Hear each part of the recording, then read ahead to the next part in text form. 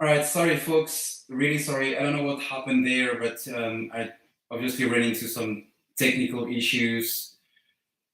I couldn't see what's happening, but it seems like the stream was down. So if you can hear me, please just drop a comment, letting me know that you can hear me. Or I've got connected.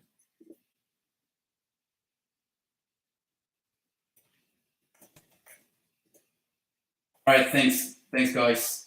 So I can read from Jonas again. Nelly, only God can judge you. Anas. Yep.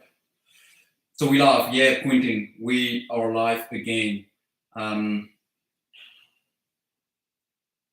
What was I even talking about before I got disconnected? I think I was trying to answer some questions. Smoking Cali cards. Anyway, so I'll just try to wrap up because I didn't want this to be really lengthy. I don't know what's happening there.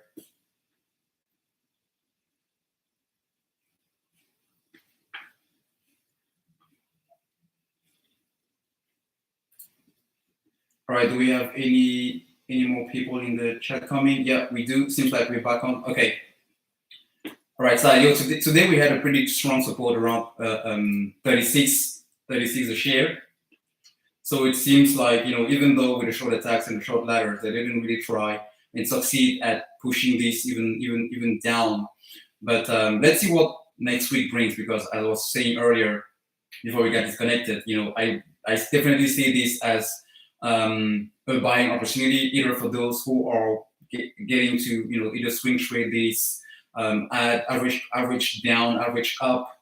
So whatever comes down must come up eventually. So trying to think about anything else I wanted to share with you before I close. Yeah, so lots of people are we have lots of FUD, fear, uncertainty, and doubt being spread around the stock now. People are saying, I don't expect this to be actually any short squeeze happening here. I'm getting out. Or a few people trying to chase, the next meme stuff, so the next big thing. But doesn't seem like this is a good strategy, because this is the thing with the stock market. It doesn't matter if I tell you to buy stock, if I recommend you a tip, unless it's really something that will qualify from with an insider trading kind of type of information. Unless even if I'm a financial advisor, even if I'm an expert, even if I'm Kathy Wood, Elon Musk, I can't predict the future. I just cannot. I just can't. So it's really where it's important to be able to know exactly how to read the markets, how to know to interpret and translate into your own language, your own thought process, what is happening in the world, and see how we can impact a specific sector, a specific stock, a specific company, and giving you that conviction or not, if you want to buy, if you want to invest your money or no. Also keep in mind there's a difference between trading and investing. All right. So if I'm trading something, it's generally on the short term. Even if I can trade something on a swing trade mode, and I could have bought some stocks in 2020 with the aim of selling those in 2021. This will be still called a swing trade. But just to say that if you have conviction into what you bought in, while you actually bought in, it doesn't matter who is trying to get you away from that conviction. As long as your conviction is true and you're true to yourself, it shouldn't really matter and shake you off. So we have to read about what happened. They control your internet. Seems like it, Terrell. Okay, question from Anas Lashani. Thoughts on why options were up while price was down? You mean on AMC or something else? Because I was talking about multiple stocks at the same time. And then Riven, I figure the current price is pretty close to the high AMC value before COVID, so there isn't too much risk. Yeah, definitely Riven, because AMC not only proved to the market that it can do way better, but the the narrative is definitely here to say that even though before COVID, the highest was around what 20 something, but that was like 2014 or 2017. Okay, and now things are totally different. So it will make sense, even fundamentally, it will make sense for the share price to remain where it is between 30 and 40. But what is even more interesting is when you do what we call an FCF analysis, free cash flow analysis, when you actually try to bring in the future sales of the company, all right, and you discount, the expenses, the charges, everything the company has to pay, the taxes and everything. I mean, the share price, even without a squeeze, we are looking at what, $80 a share. So I would say 36, even without a squeeze, is still way on the value based on where AMC as a company is going. So going back to a nice answer, yeah. So why options? Okay, on AMC, got it. So options were up while the price was down. Let's go back to the option chain here. Normally, it wouldn't make sense for the price to be up while the options are. I mean, it depends on the whole chain, right? Because if you have the the the closing price for the week at, let's say, 38, all right, and then it gets to 36 or even 30 something, 36 something, or even 39, let's say 40, well, you are getting so much calls or options in the money and so much options out of the money. So that balance, depending on how the price fluctuates, is actually what is behind the number of options that you see. But it shouldn't really be a big difference because these go in hand with the share price being the underlying value. Another question from Ken Fan. Hey, Virus Cartel, why were there such a big gap down today in the price? Well, the big gap down the price today, it's definitely another illustration of the manipulation, because we only had 11,000 shares. 11,000 shares is a pretty low volume for a stock like AMC to drop $2 in the aftermarket, the pre-market session. I mean, usually pre-market session, naturally, it's highly volatile because you don't have volume. How many of us have access to trading after hours or pre-market? Not a bunch, all right? And 11,000 shares volume and it drops $2. I mean, it's weird. It's weird. So, hey, Tommy, what's up, man? What's up, my brother? I think the next moves now for us should be contacting our local congressmen and Senate, concentrating on the ones who have talked about the hedges in the negative light. Yep, I think that's another way, but I wouldn't really hold my breath on that, because I mean, we've seen so many times now, not only in AMC but also outside of AMC, that except if there is a major thing happening behind the scenes, like the one time we heard that Elizabeth Warren, President Biden, and some of the other senators and the SEC are going after Kenny Boyd. I think unless we do have some significant thing happening there, I don't think just writing to our congressman will actually do the thing. Now, if we do things like the petition actually going on, as a matter of fact, I don't know exactly. Let me check how many signatures we already have on that one. Refreshing the page here. I think the next live I'm going to connect my streamer so you guys can see exactly what I'm seeing on my screen, because I think right now we can only see my face. But yesterday we had about almost 40,000 signatures. Today we have about 42.5. So they say usually around 50,000 signatures. It can attract an attention from people in high places. So let's see how it goes for AMC. But again, I wouldn't really hold my breath on that.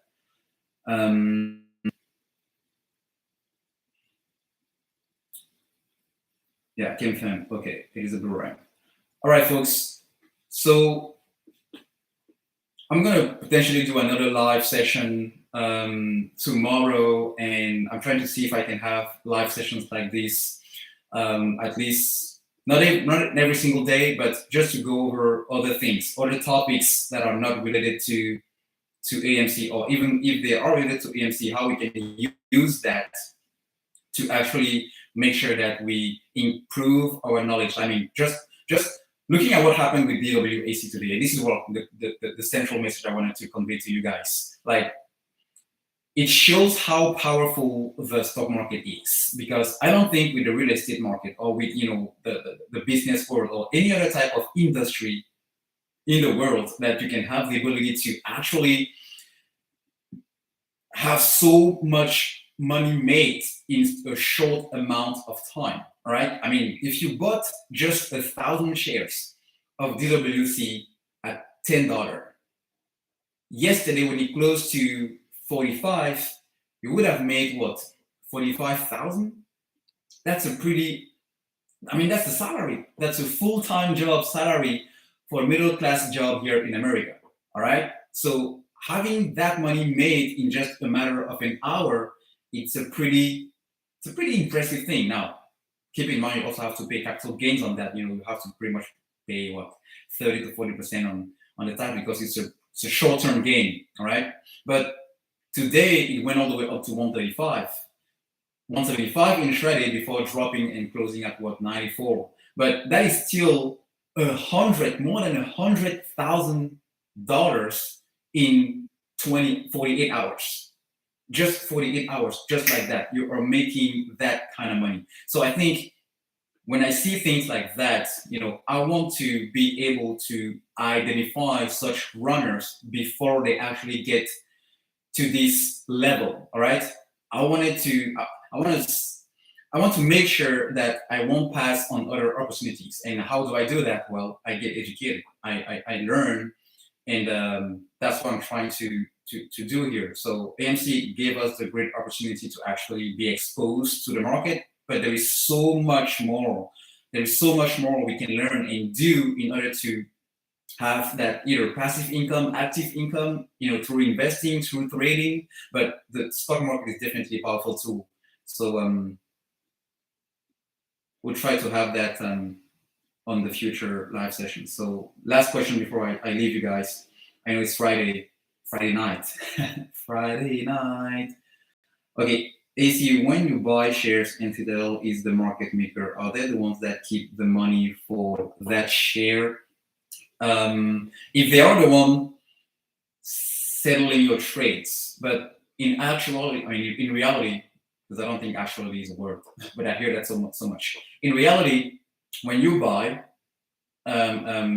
Citadel or any other market maker is just here to make sure that there is liquidity. All right. So their job from the textbook as a liquidity provider or market maker is to, okay, let's say AMC has these millions of people buying. They want to make sure that everybody buying gets the shares fulfilled, right, from the sellers, and also the sellers get the money.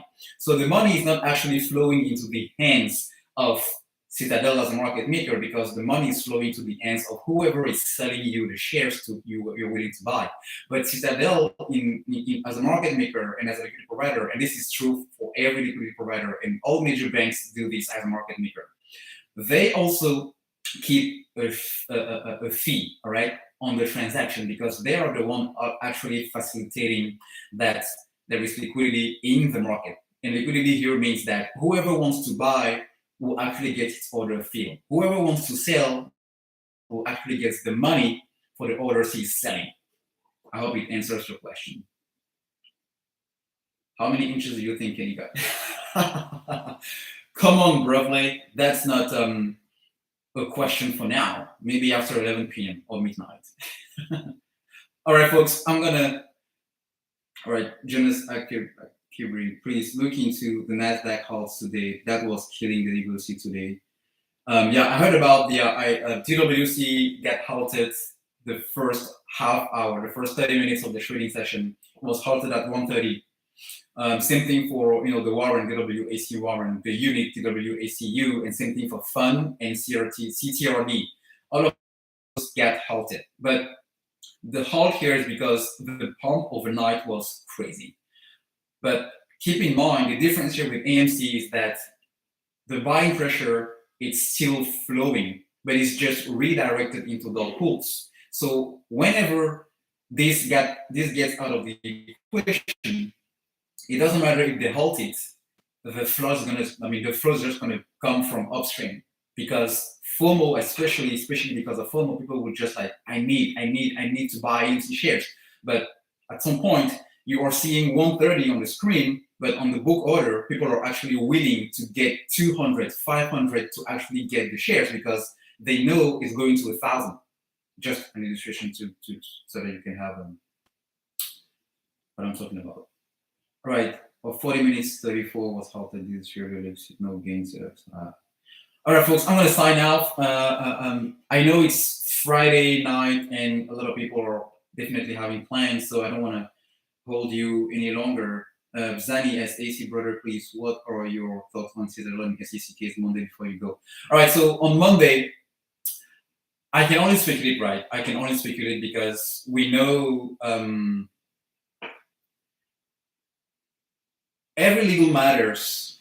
You just never know because these are lawyers against lawyers, and they can use whatever tool they have in mind in order to try to get it on one side or the other. But I'm hopeful that because this rule from the delimit order that the SEC is trying to introduce is not only something that's going to impact Citadel specifically, even though I have a strong opinion. This actually is a way for Citadel to get targeted by the SEC. So I think it's a way for the SEC to make sure that they actually at Citadel without getting at them, if it makes sense, because they tried multiple things, DTCC, NSCC, so many rules, all right, but nothing has so far. No rules actually impacted the share price in a way we thought it would. So I think this is a way for the SEC to actually get to the Citadel because how many years in the markets, especially here in the US or North America, actually are suing the SEC? Nobody. Why? Because first of all, Citadel is the biggest one. They have most of the market shares in terms of internalizer and wholesaler.